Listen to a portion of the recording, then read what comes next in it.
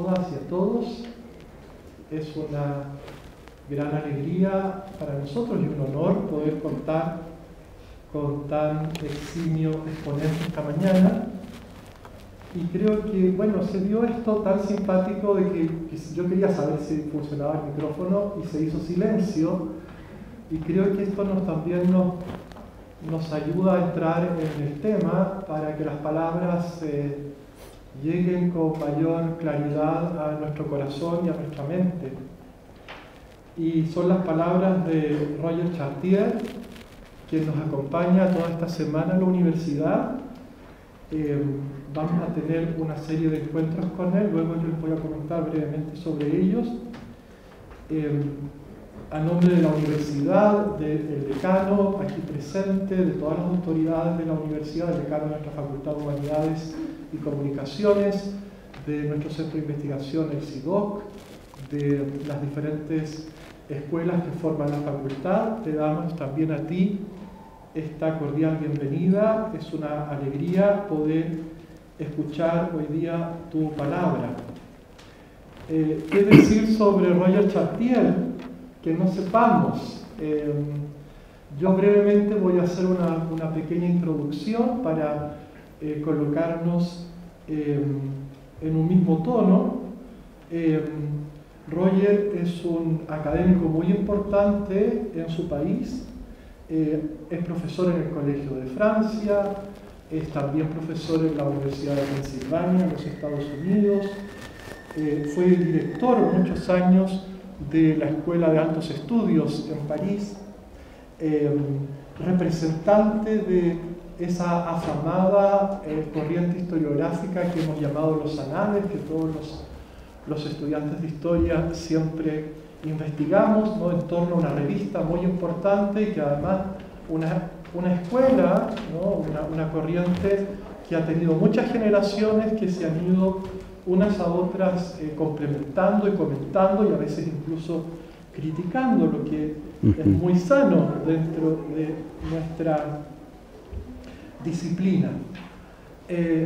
Si nosotros buscamos información sobre Roger, vamos a ver que, bueno, en la web, ¿no?, hay mucha información y siempre hay ciertas palabras claves que saltan allí: historia del libro, historia de la lectura, historia de la edición, pero quizás, evidentemente, que el trabajo de Roger Chartier es mucho más que eso. Quizás podríamos decir que es una forma de aproximarse a una realidad que es siempre compleja, ¿no?, a un estar, ¿no?, en la sociedad, en el mundo, a través de la escritura, de la palabra, pero también a través de las tecnologías, de las formas como los seres humanos se organizan, ¿no?, como las sociedades se van desarrollando. Tenemos obras, y de hecho, si uno entra en los catálogos de las obras de Roger Chartier actualmente, las traducidas al castellano son muchísimas. Hay varias de ellas emblemáticas y que han tenido fuerte repercusión en los países de habla hispana y también de habla portuguesa, que son los más cercanos a nosotros.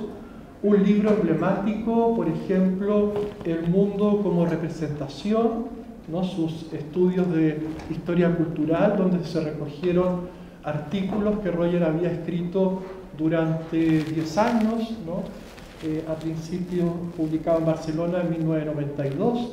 Allí encontramos ya las claves de sus trabajos. Contamos entonces con esta gran oportunidad de escuchar a Roger en esta charla magistral, cuyo sentido es inaugurar nuestro programa de doctorado interdisciplinario en humanidades, que hemos comenzado este año en nuestra Facultad de Humanidades y en el Centro de Investigación CIDOC. De hecho, también me gustaría saludar a nuestros primeros alumnos y alumnas que están presentes hoy día aquí.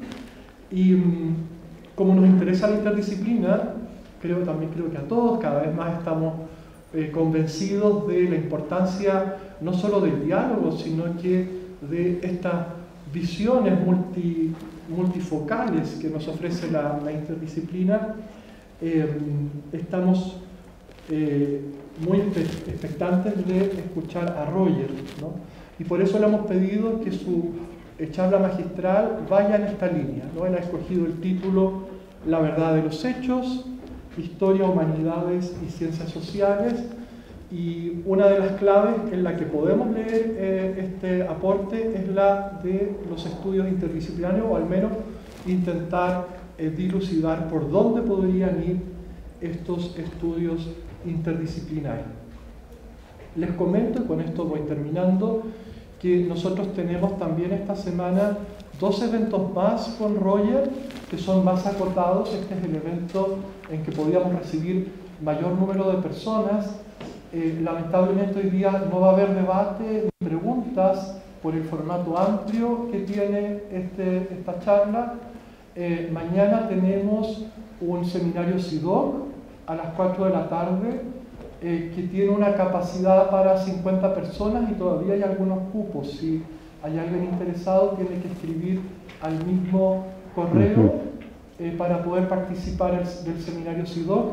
Allí Roger va a presentar una exposición más larga y vamos a tener comentarios y discusión. Y el jueves tenemos un workshop organizado por la revista Moxley de la facultad. En ese workshop tenemos 4 participantes, entre ellos Roger, y también allí habrá debate y discusión. El tema del workshop es historia del libro y de la lectura. Allí tenemos un aforo más limitado, creo que había cupo para 25 personas y me parece que ya lamentablemente está ese cupo copado. Bueno, sin más, y agradeciendo desde ya con ustedes Roger Chartier.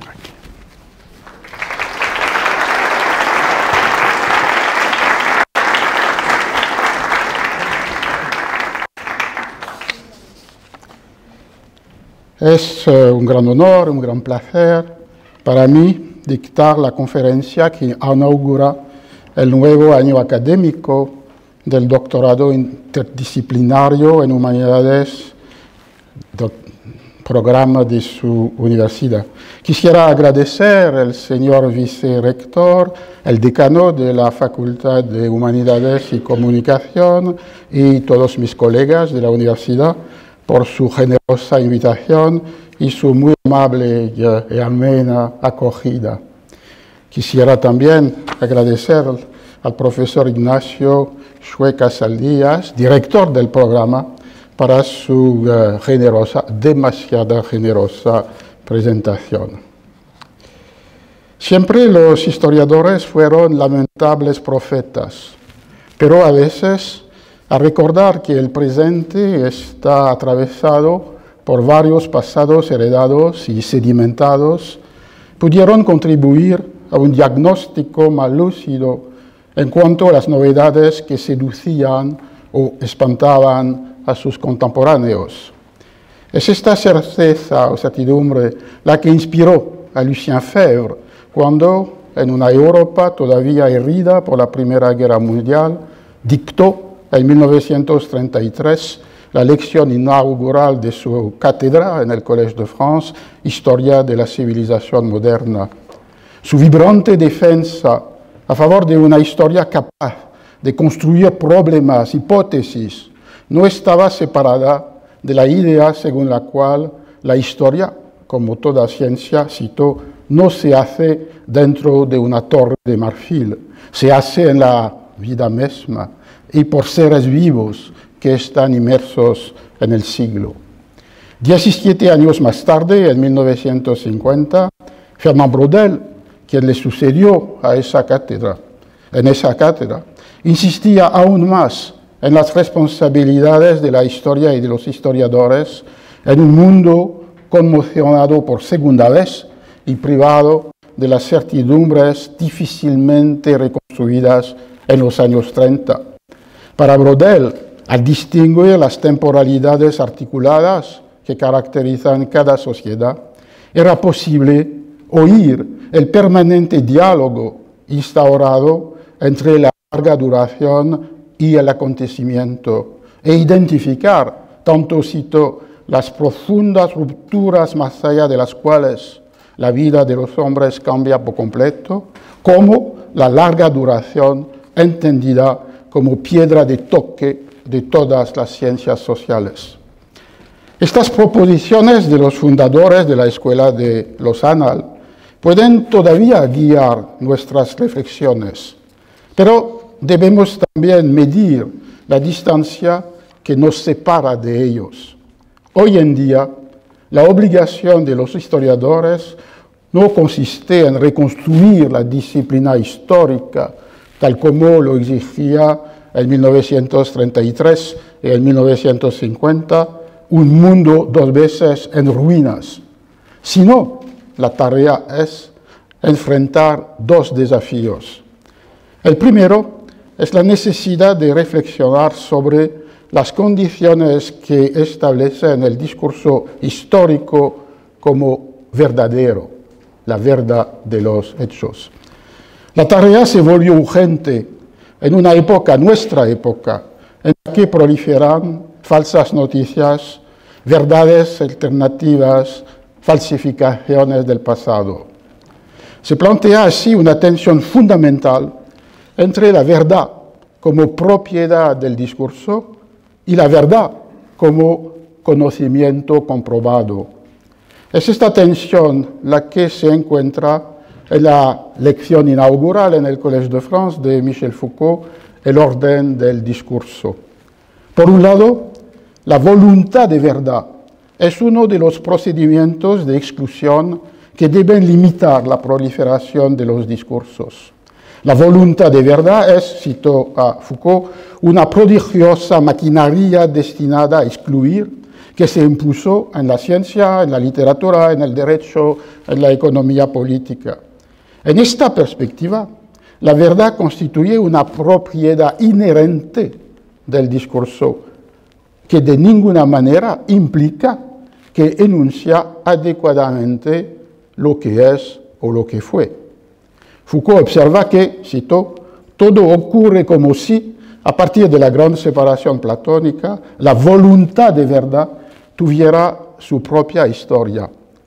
Pero, añadía, una historia que no es la historia de las verdades apremiantes, les vérités contraignantes. Estas verdades apremiantes son las de la ciencia, definida como un conjunto coherente, transformable, de modelos teóricos e instrumentos conceptuales. En la tradición de la epistemología francesa, la tradición de Gaston Bachelard, de Georges Canguilhem y también de Foucault, es fundamental la distinción entre, por un lado, pseudo-saberes, ideologías científicas, y por otro lado, las disciplinas que dan pruebas de la validez de sus normas de cientificidad. Así, identificar la historicidad de los conceptos, de los instrumentos que producen los saberes sobre el mundo natural, sobre el cuerpo humano, sobre el pasado, no impide reconocer la capacidad de estos saberes para producir un conocimiento racional, comprobado, verdadero de sus objetos.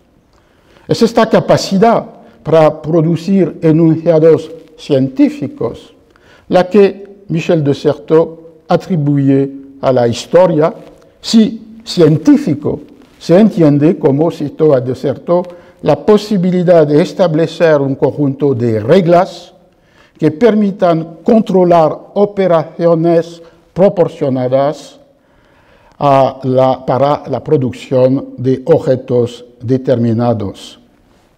Son estas operaciones, reglas, controles, los que permiten acreditar la representación histórica del pasado y rehusar la sospecha de relativismo, de escepticismo que nace por la escritura historiográfica, por el uso por la escritura historiográfica de las formas literarias, estructuras narrativas, tropos retóricos, figuras metafóricas. Esta constatación fue la que impulsó las reflexiones sobre la relación entre retórica y verdad, y que, con Carlo Ginzburg, opuso una concepción de la retórica como estrictamente autorreferencial, como una técnica de persuasión destinada a despertar emociones, y una retórica que moviliza pruebas basadas en documentos exteriores al discurso. Así, en la retórica de Aristóteles o de Quintiliano, las leyes, las escrituras públicas, las declaraciones de los testigos, los juramentos. Puede discutirse la importancia respectiva entre pruebas objetivas, documentales, inartificiales, por un lado, y pruebas propias del arte retórico, que son los medios de persuasión, que movilizan las figuras discursivas, la argumentación lógica, las emociones. Puede discutirse la importancia respectiva en Aristóteles e en Quintiliano de estas dos diferentes categorías de pruebas. Sin embargo, permanece el hecho de que la definición de la retórica que defendía Aristóteles, citó a Ginzburg, se opone a la concepción autorreferencial de la retórica que reina en la actualidad y que afirma la incompatibilidad entre retórica y prueba. El segundo desafío lanzado a los historiadores hoy en día les obliga a considerar que en nuestras sociedades no tienen el monopolio de las representaciones del pasado. Las insurrecciones de la memoria, así como las seducciones de la ficción, son poderosas competidoras. Hoy en día, los historiadores saben que el conocimiento que producen no es más que una de las modalidades de la relación que las sociedades mantienen con el pasado. Las obras de ficción, al menos algunas de ellas, y la memoria, sea colectiva o individual, también dan presencia al pasado, una presencia a veces o a menudo más potente que la que establecen los libros de los historiadores. En los últimos años, la obra del filósofo francés Paul Ricoeur es sin duda alguna la que se dedicó con más atención a los diferentes modos de representación del pasado, la ficción narrativa, el conocimiento histórico, las operaciones de la memoria. Su último libro, La memoria, la historia, el olvido, establece una serie de distinciones esenciales entre estas dos formas de presencia del pasado en el presente, que aseguran, por un lado, el trabajo de la anamnesis, cuando el individuo desciende a su memoria, como escribió Borges, y por otro, la operación historiográfica. La primera diferencia es la que distingue el testimonio del documento. Si el testimonio es inseparable del testigo y de la credibilidad otorgada a sus palabras, el segundo, el documento, permite el acceso a conocimientos que fueron recuerdos de nadie. A la estructura fiduciaria del testimonio, que implica la confianza, se opone la naturaleza indiciaria del documento sometido a los criterios objetivos de la prueba.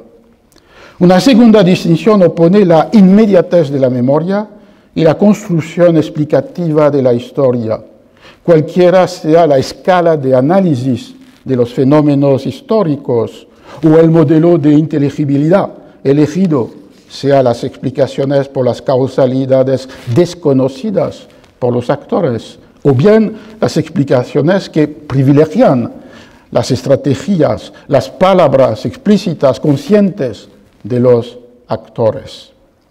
De ahí una tercera diferencia entre el reconocimiento del pasado procurado por la memoria y su representación asegurada por el relato histórico.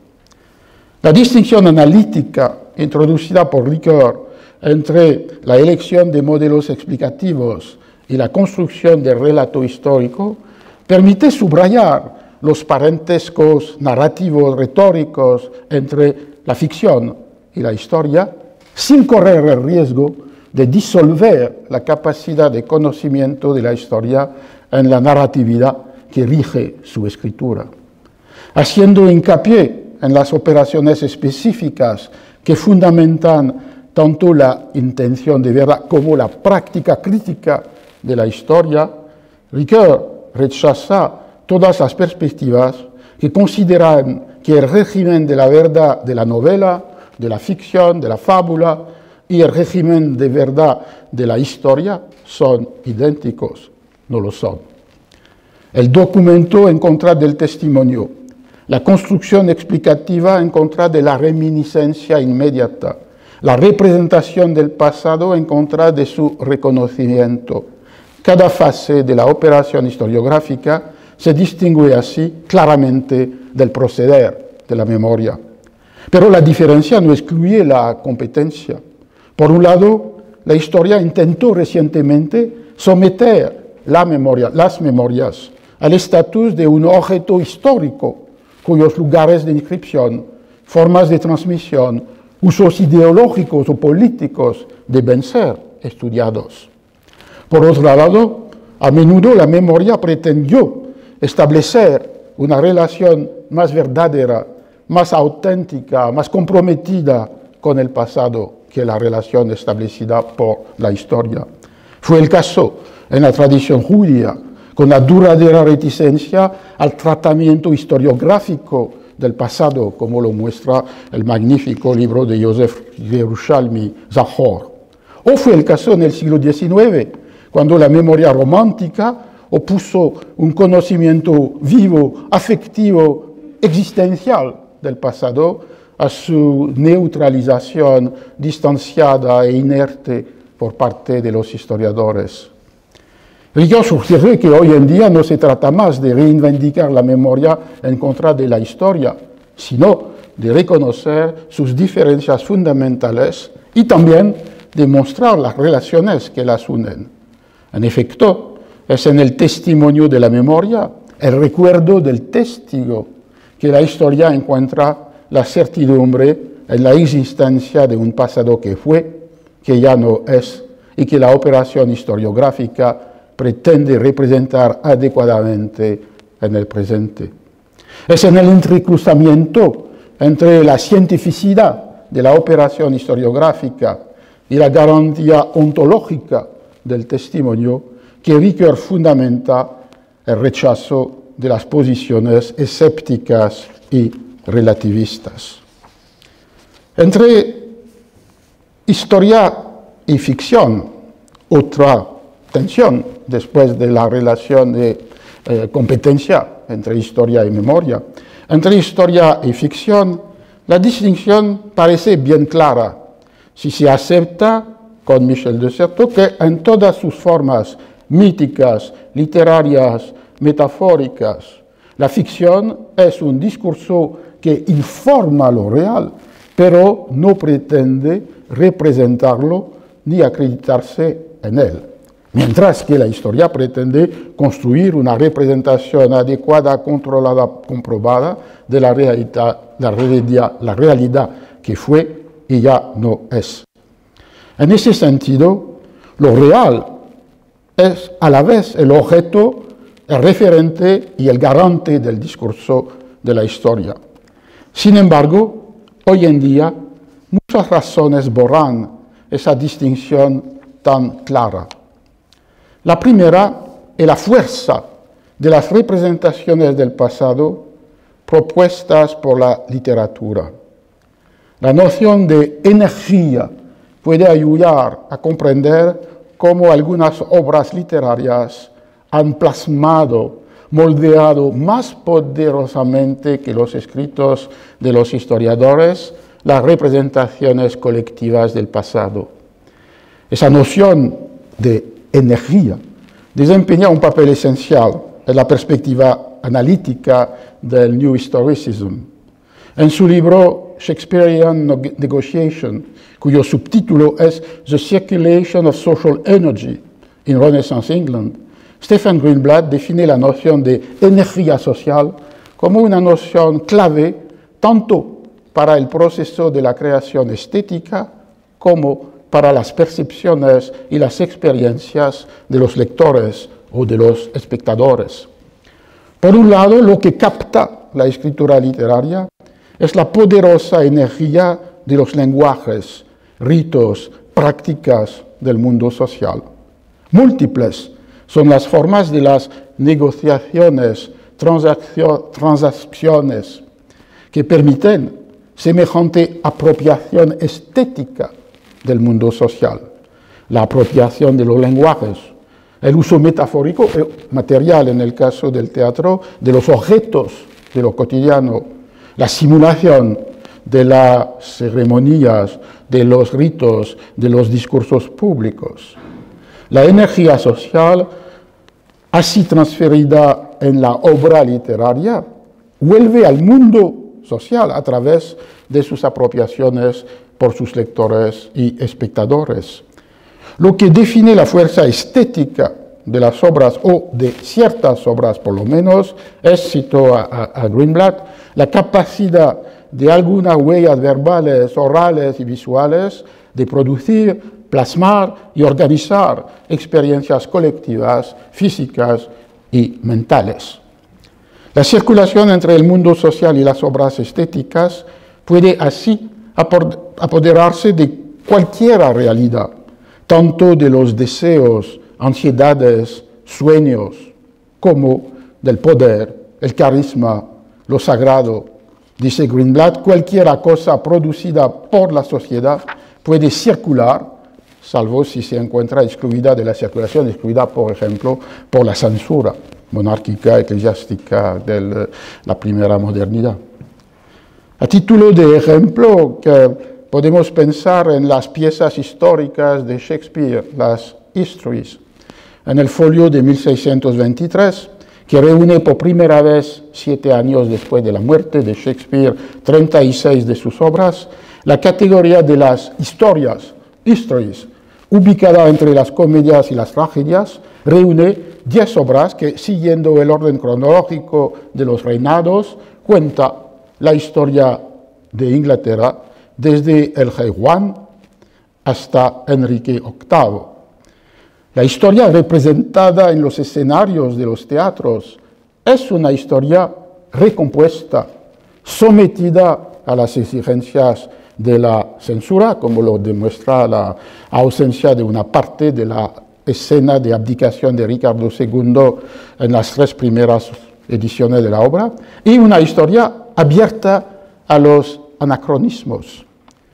La historia de las historias se basaba así en la distorsión de las realidades históricas narradas por los cronistas y proponía a los espectadores y lectores una cronología propiamente dramática y no histórica, y también una representación ambigua del pasado, habitada por la confusión, la incertidumbre, la contradicción.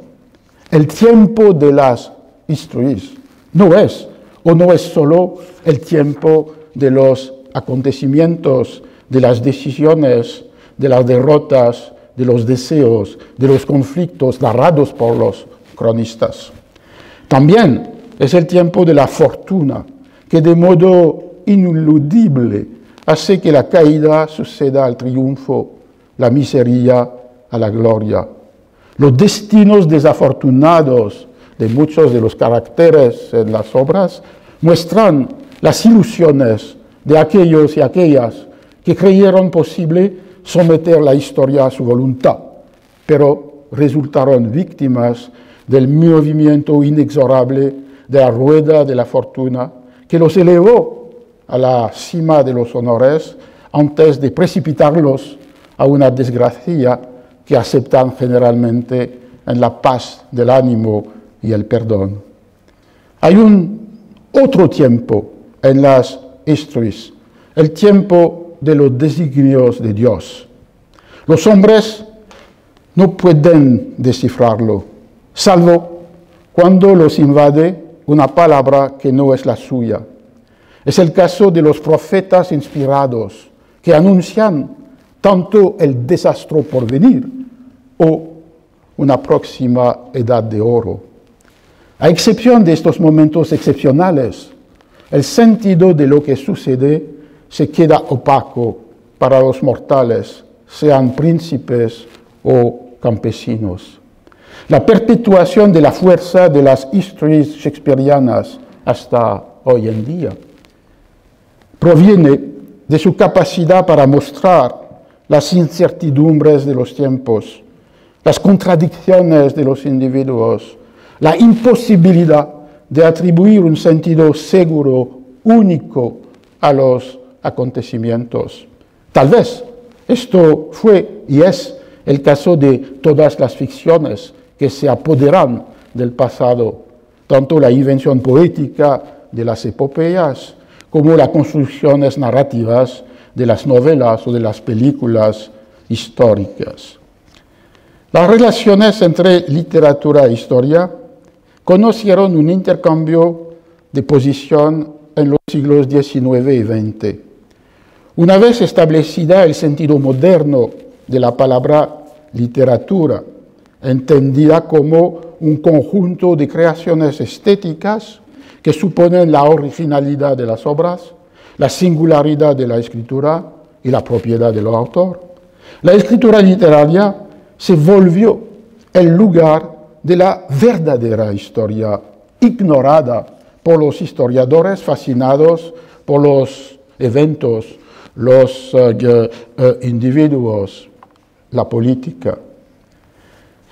Es la novela la que debía asumir la tarea de describir la sociedad entera, tal como lo quería Manzoni, oculto detrás de un interlocutor imaginario en su libro del romanzo histórico, publicado en 1845. Según él, el novelista debe escribir, cito, en una forma nueva y especial, una historia más rica, más variada, más acabada en comparación con aquella que se encuentra en las obras a que más comúnmente y como por antonomasia se da ese nombre, el nombre de historia.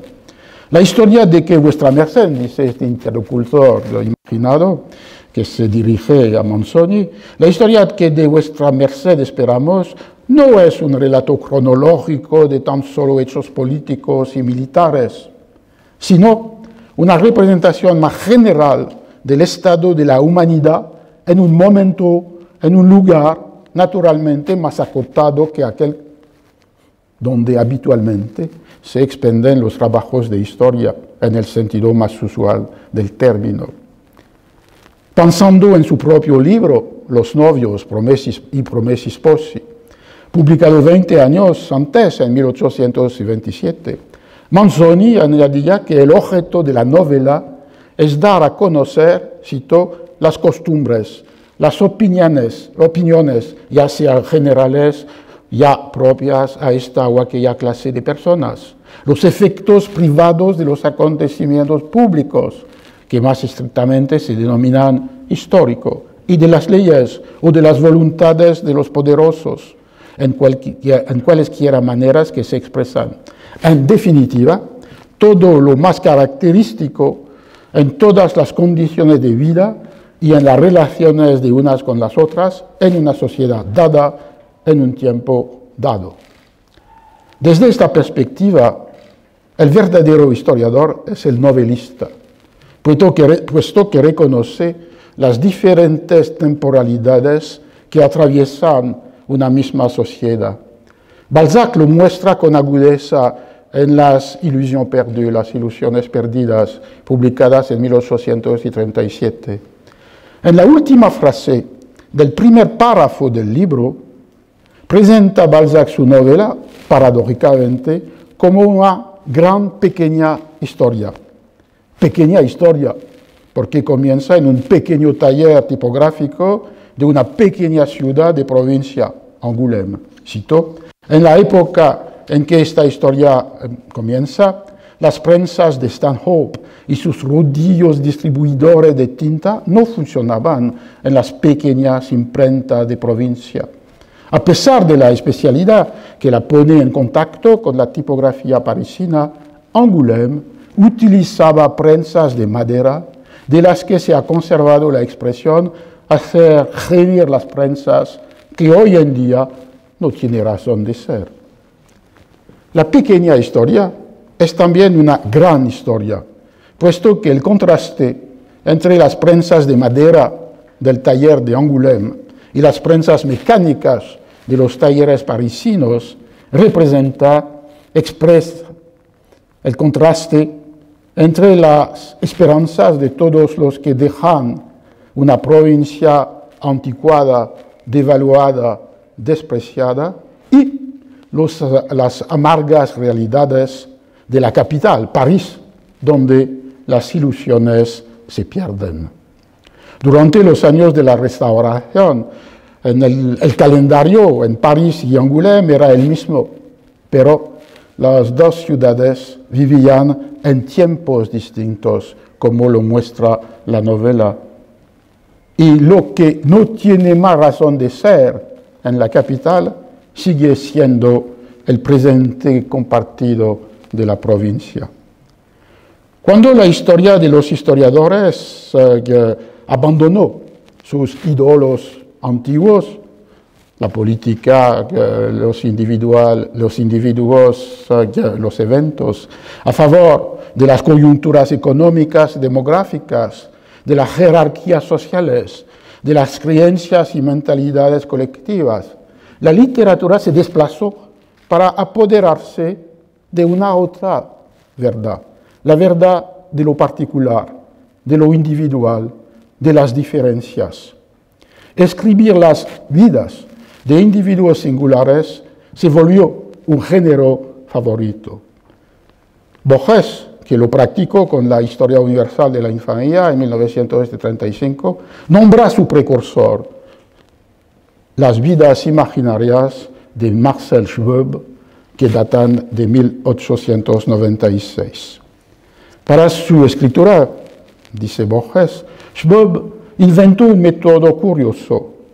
Los protagonistas son reales, los hechos pueden ser fabulosos y no pocas veces fantásticos.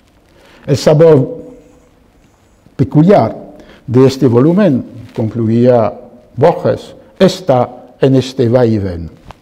El método curioso de Marcel Schwob en las vidas imaginarias consistía en privilegiar, cito, el sentimiento de lo individual, en separar radicalmente los destinos individuales de las ideas generales, en liberar la escritura biográfica de la exigencia de verdad, para acceder a una verdad más profunda. Para él, el arte, literatura o pintura, se define por oposición a la historia. Cito el prólogo de Marcel Schwob. La ciencia histórica nos deja en la incertidumbre por lo que al individuo se refiere, mientras que el arte es todo lo contrario de las ideas generales. Solo describe lo individual, solo propende a lo único, no clasifica, desclasifica. Por ende, el arte del biógrafo consiste en, cito, llegar a individuar incluso lo más general. No tiene el biógrafo que preocuparse de ser exacto. Y así, el género aparentemente lo más histórico, la biografía, se apartó de la historia para acercarse de una realidad más profunda, más esencial, contar, cito a Schwob, las existencias singulares y únicas de los hombres, fueran estos divinos, mediocres o criminales. Siguiendo el camino hacia abierto, en el siglo XX, la literatura se apoderó de lo que los nuevos ídolos de la historia, población, economía, sociedades, mentalidades, ignoran, menosprecian o borran, es decir, las vidas siempre singulares, frágiles, oscuras. Ahora bien, las existencias anónimas, los destinos ignorados, no habitan solo en la imaginación de los escritores, también pueden hallarse en los archivos mismos, como si los documentos, a menudo tratados estadísticamente por los historiadores, conservaban las huellas breves, frágiles, fragmentadas de vidas singulares y la verdad de estas vidas. Es la historia minúscula de estas existencias la que Foucault quería reunir en un proyecto de antología de existencias que presentó en 1977 en su famoso ensayo La vie des hommes infâmes, la vida de los hombres infames, infames porque sin fama, sin reputación, sin gloria, citó a Foucault, vidas singulares, convertidas por oscuros azares en extraños poemas, tal es lo que he pretendido reunir en este herbolario. Invirtiendo el proceder de Schwab, Foucault ubica en existencias reales, oscuras, infortunadas, contadas en pocas frases en los archivos de la policía, de los tribunales, las letras de cachet, el extraño efecto, mezcla de belleza y de espanto que invade a quien las descubre.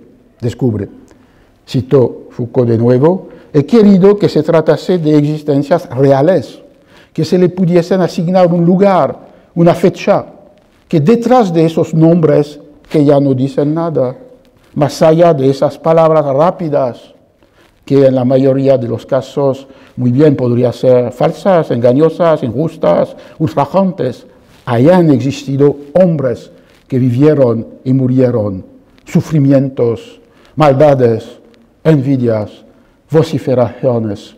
He suprimido, pues, todo aquello que pudiera resultar producto de la imaginación o de la literatura. En estas vidas conocidas solo por los rasgos breves, enigmáticos, recogidos por las autoridades, Foucault descubría existencias perdidas que habrían quedado en el olvido si no fuera por aquel momento en el que chocarán contra el poder o intentaron utilizarlo. Esta voluntad de acercarse lo más posible a la verdad de los destinos singulares, no a partir de la literatura, sino de una relación con la realidad, rompía con la idea que hacía de la ficción el lugar mismo de las verdades más intensas. En este proyecto, los términos se invierten. Los individuos de los cuales se sabe casi nada se vuelven, citó a Foucault, seres casi ficticios. Es este, citó, cierto equívoco entre lo ficticio y lo real que produce la luminosidad fulgurante de la poesía. La literatura imaginada por el escritor o encontrada en la poesía de los archivos está así investida por una poderosa capacidad de conocimiento, poderosa pero también peligrosa si no se movilizan los procedimientos que producen una verdad de la ficción, entendida según la fórmula de Carlo Ginzburg como una historia verdadera construida a partir de la historia ficticia. No se trata entonces de afirmar que ficción e historia producen una misma verdad, sino de identificar cuáles son las condiciones tanto de escritura como de lectura que ubican en algunas obras literarias un discurso verdadero sobre el pasado o sobre la realidad. Siguiendo a Carlo Ginzburg, podemos destacar 3 dispositivos estéticos que producen semejante verdad histórica en la literatura. El primero es la distancia crítica que permite el proceder del extrañamiento, del ostranění de los formalistas rusos de comienzo del siglo XX, que transforma lo familiar en algo extraño, raro, inesperado. Está así producida una docta ignorancia que rechaza la percepción ciega de las evidencias, la aceptación automática de las costumbres, el sometimiento al orden de las cosas. La encarnaron esta docta ignorancia en los textos y en las imágenes, las figuras del iletrado sabio, del salvaje civilizado, del campesino cuerdo, o bien los animales de las fábulas y las figuras del mundo al revés, una iconografía muy frecuente en las sociedades de la primera modernidad. Un segundo proceder hace hincapié en las modalidades de apropiación de los relatos históricos por las obras de literatura, teatrales o narrativas. Se trata en este caso de invertir el proceder del New Historicism y de retroceder de la ficción al documento, de la verdad teatral o novelística organizada por su lógica propia, que supone la suspensión de la incredulidad, a la verdad crítica procurada por la crónica o la historia, que se fundamenta en operaciones específicas y comprobadas. Inspirado por el libro de Jean Chaplin de la lectura de vieux romans, escrito en 1646, Ginsburg afirma así que es posible descubrir verdades históricas en las ficciones y entonces, cito, construir la verdad sobre las fábulas, la historia verdadera sobre la ficticia. Un tercer procedimiento que permite inscribir la verdad de los sentimientos, de los pensamientos en la ficción novelesca es el uso del estilo directo libre que introduce en la narración, suspendida por un momento, los pensamientos íntimos, secretos y mudos de los protagonistas. Comenta Ginsburg, es un procedimiento que parece de antemano vedado a los historiadores, ya que por definición el discurso directo libre no deja huella documental. Sin embargo, observa que, cito, los procedimientos narrativos son como campos magnéticos, provocan preguntas, atraen documentos potenciales.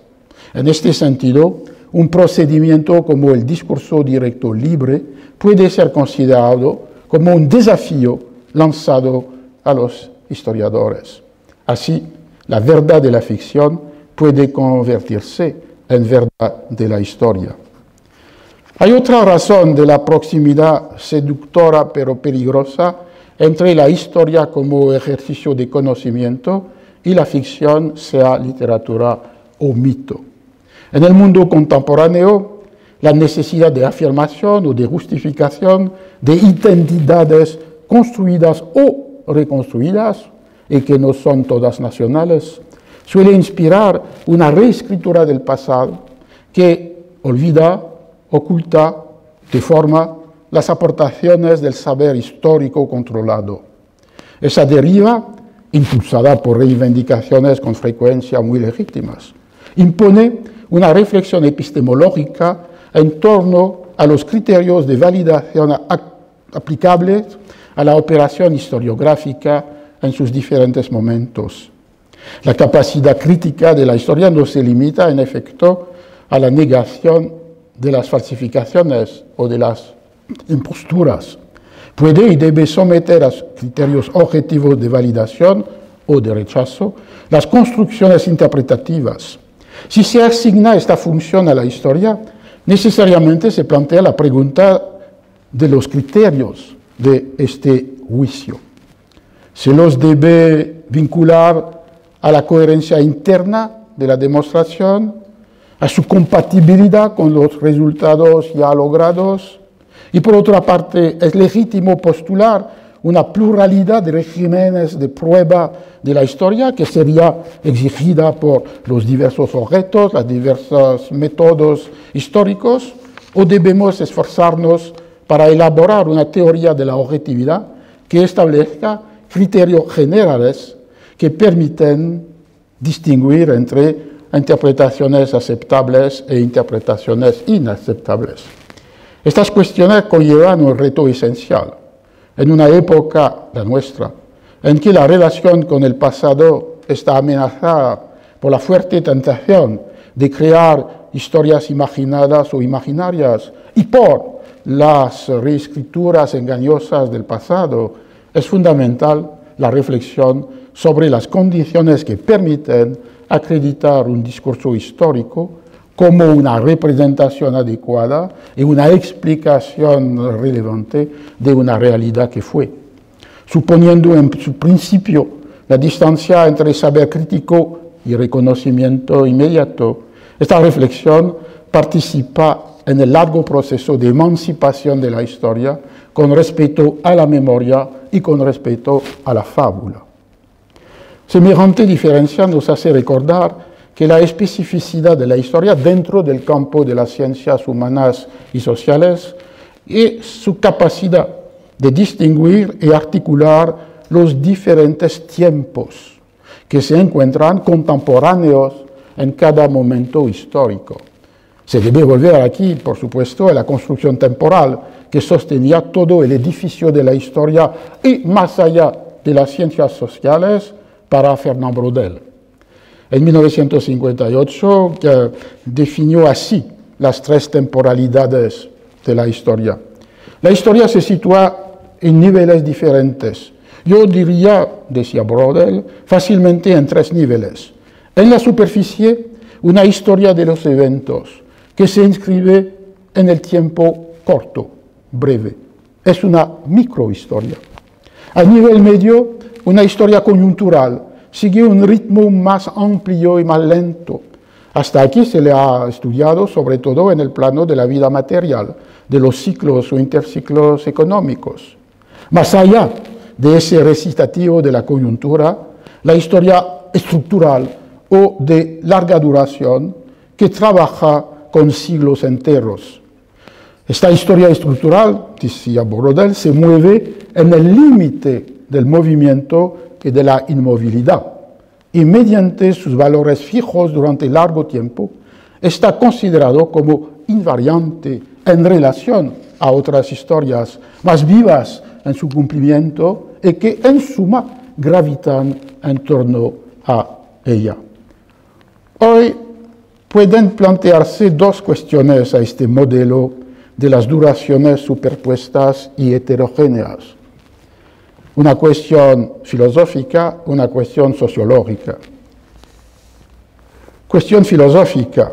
Se ha de acotar, mantener el acontecimiento en la definición tradicional, la que propone Braudel, que vincula el evento al tiempo corto, a las decisiones conscientes, a lo político.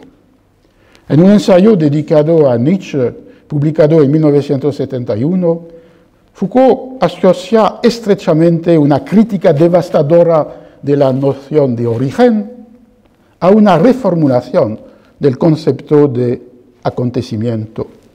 Para él, la brutalidad del evento debe ubicarse no en los accidentes del transcurso de la historia o en las elecciones de los individuos, sino en las transformaciones de las relaciones de dominación.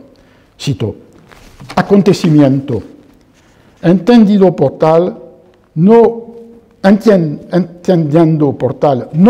una decisión, un tratado, un reino, una batalla, sino una relación de fuerza que se invierte, un poder que se confisca, un vocabulario recuperado y que se vuelva contra lo que lo utilizan, una dominación que se debilita, se distiende, ella misma se envenena, y otra que surge disfrazada. Y concluía de una manera muy nietzscheana Foucault, las fuerzas que están en juego en la historia no obedecen ni a un destino ni a una mecánica, sino al azar de la lucha. No se manifiestan como las formas sucesivas de una intención primordial a la manera hegeliana. Tampoco se presentan como la apariencia de un resultado. Aparecen siempre en el azar singular del acontecimiento.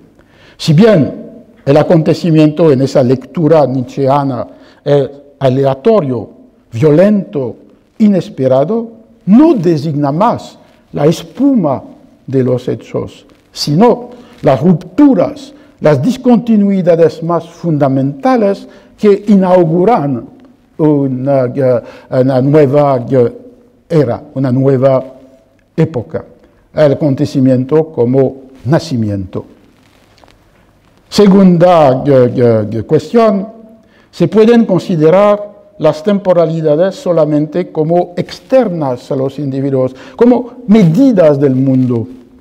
Pierre Bourdieu, el sociólogo francés, en las Meditaciones pascalianas, su libro de 1997, subraya con insistencia que la relación con el tiempo es una de las propiedades sociales más desigualmente distribuidas. Cito, habría que describir, refiriéndolas a sus condiciones económicas y sociales de posibilidad, las diferentes maneras de temporalizarse. Ser dueño de su propio tiempo, controlar el tiempo de los demás, no tener ningún control sobre un tiempo en el cual no existe una relación racional, previsible entre las expectativas subjetivas y las posibilidades objetivas de su realización. Estas tres formas de incorporación del tiempo son varias modalidades de la relación que en el tiempo que expresan el poder de los dominantes y la impotencia de los dominados.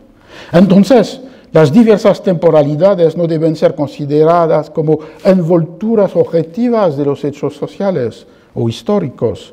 Son el producto de construcciones sociales que aseguran el poder de unos sobre el presente o el futuro, sobre sí mismos, sobre los demás, y llevan a los otros a la desesperanza.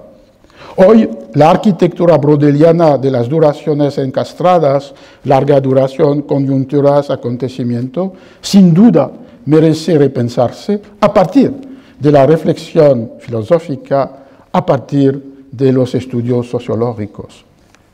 Conclusión. Así, fundada sobre una reevaluación de las diferentes temporalidades que hacen que el presente es lo que es, herencia y ruptura, el conocimiento histórico debe permitir de establecer lo que Paul Ricoeur designa y espera como, cito, una memoria equitativa.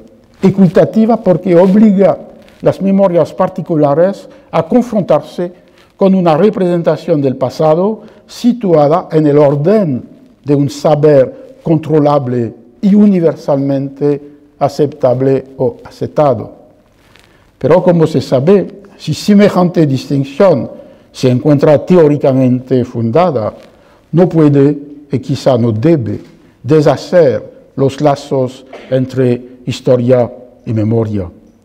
La historia no puede ignorar las violencias que trataron de hacer desaparecer no solo las víctimas de las tiranías, sino también la posibilidad de que sean recordadas sus existencias. En este sentido, la historia nunca puede olvidar los derechos de una memoria que es insurgencia contra la distorsión, la negación de lo que fue. Debe la historia entender semejante pedido y con su exigencia de verdad, con sus operaciones propias, reconocer y reconstruir las historias individuales o colectivas borradas por las violencias de las represiones, pero que sobreviven en las memorias. ¿Puede producir la historia la verdad de los hechos?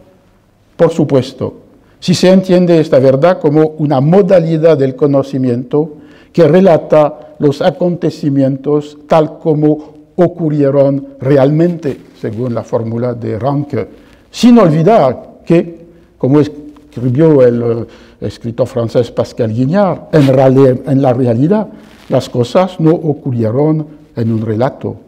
Los procedimientos propios de la operación historiográfica, que asocia crítica, pruebas y controles, protegen a la escritura histórica del relativismo escéptico. Sin embargo, la representación del pasado que ésta propone no es el pasado mismo, sino un conocimiento que siempre se sitúa en el entramado entre realidad y ficción, entre verdades y posibilidades.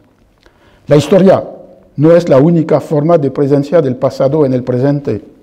Es una poderosa razón para afirmar la especificidad de su régimen de conocimiento. La tarea que le corresponde es desenmascarar las falsificaciones, denunciar las falsas verdades, destruir mentiras y engaños, establecer lo que fue. En esto radica su deber crítico y su obligación cívica, que deben procurar a todos los ciudadanos los conocimientos sin los cuales no hay democracia. Y así, tal vez, apaciguar las infinitas heridas que dejó en el presente un pasado a menudo brutal y cruel. Muchas gracias.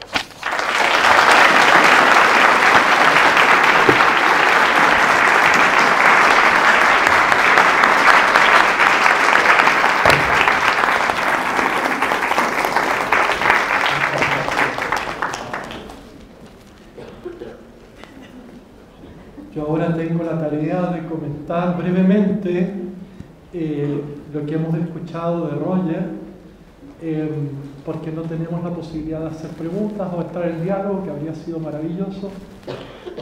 Espero poder interpretar algunas de los sentimientos y las preguntas y los comentarios que cada uno y cada una tiene en este minuto.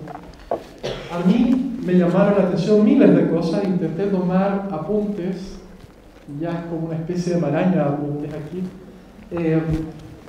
Primero comenzaste con lo profético. A mí me llamó mucho la atención esas primeras líneas en que tú aludías a esta dimensión profética en relación al historiador, y terminas también hablando de la denuncia, ¿no? de la necesidad de que nos hagamos cargo de esos lugares del pasado que están allí a veces ocultos en la memoria, que a veces no son cómodos, que a veces no son gratos de recordar.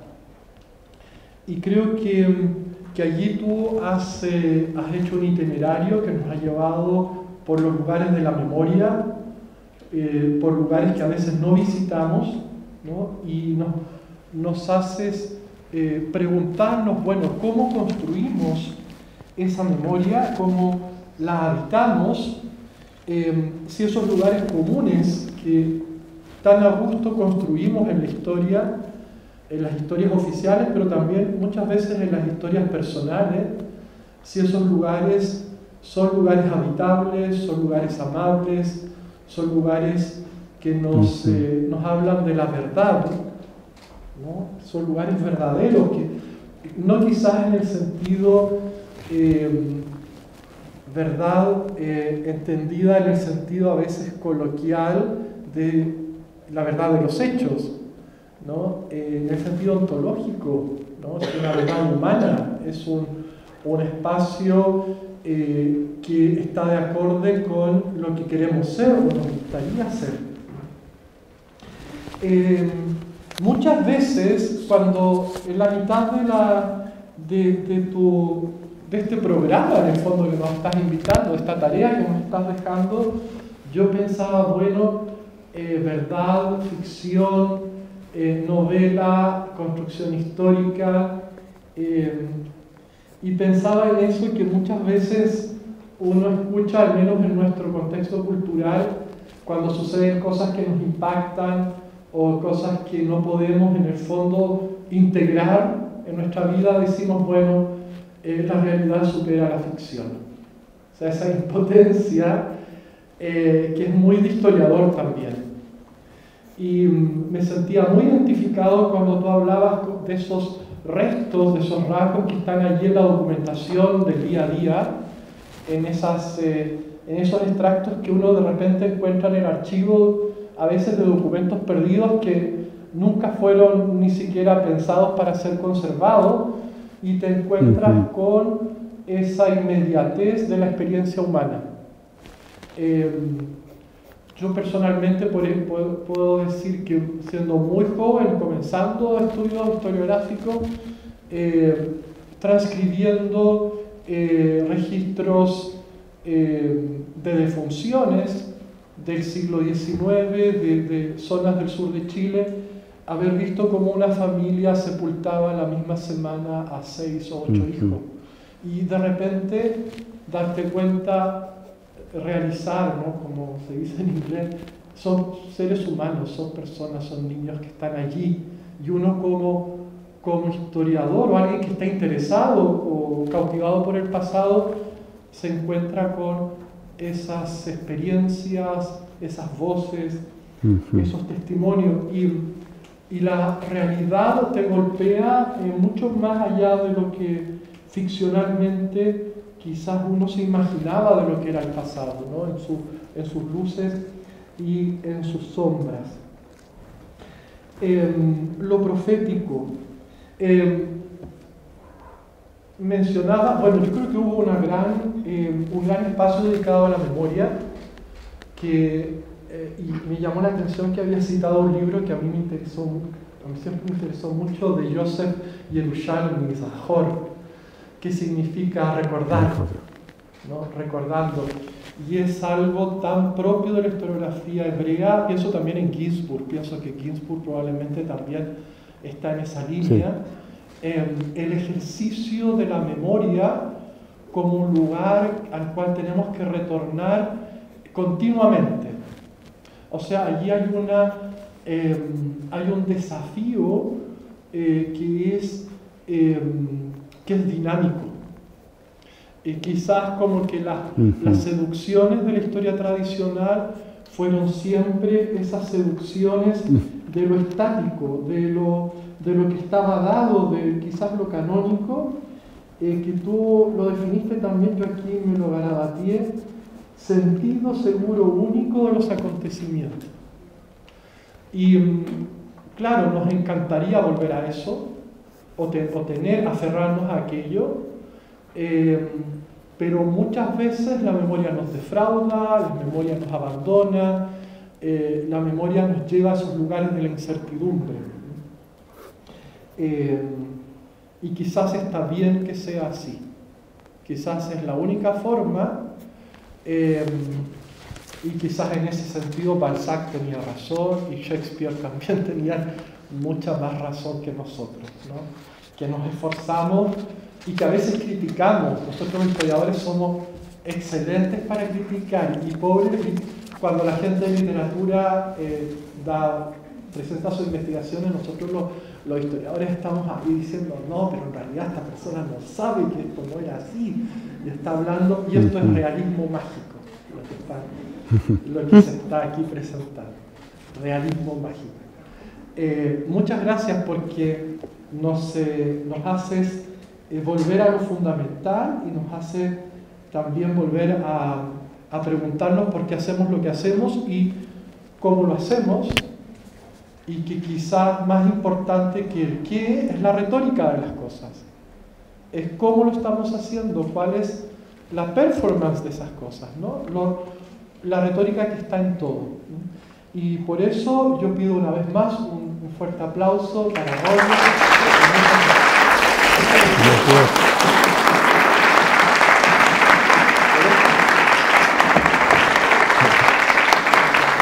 Bien.